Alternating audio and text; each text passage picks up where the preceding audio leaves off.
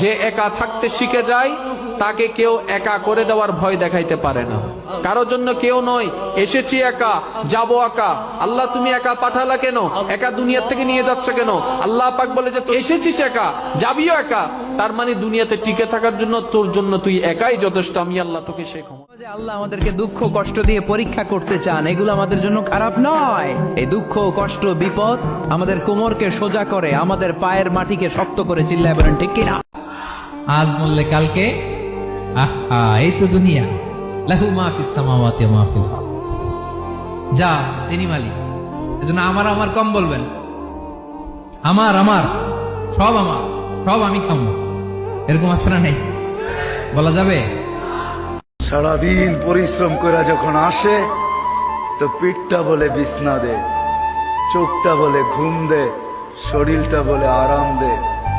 তখন এমনও পর্ব আসে শুধু একটা ডিম কোনো মতে বাইজা খায়া ঘুমায় যায়। কত সুন্দর আমাদের ধর্ম, হাউ লাকি উই আর। আমরা কত ভাগ্যবান যে আল্লাহ তাআলা এই ধর্ম আমাদেরকে দিয়েছেন, এমন বিধান আমাদের জন্য প্রেসক্রাইব করেছেন যেগুলো মানলে আমাদের সমাজটা একটা জান্নাতের বাগান হয়ে যাবে।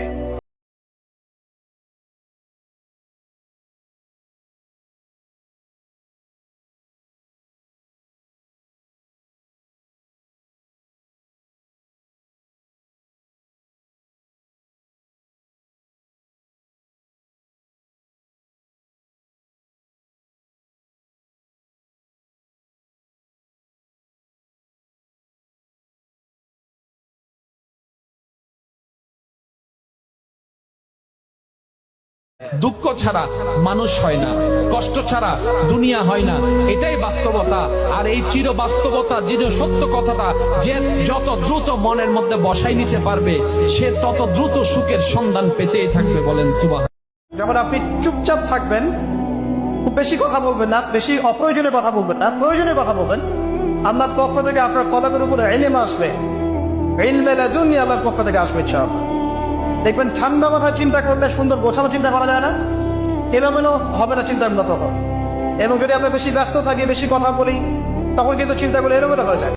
মাঝে মাঝে আল্লাহ আমাদেরকে দুঃখ কষ্ট দিয়ে পরীক্ষা করতে চান, আমাদের জন্য খারাপ নয়। এই দুঃখ কষ্ট বিপদ আমাদের মায়ের বাড়িতে চলে।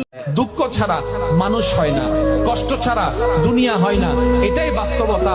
আর এই চির বাস্তবতা, চির সত্য কথাটা যে যত দ্রুত মনের মধ্যে বসাই নিতে পারবে সে তত দ্রুত সুখের সন্ধান পেতেই থাকবে। বলেন সুবহান।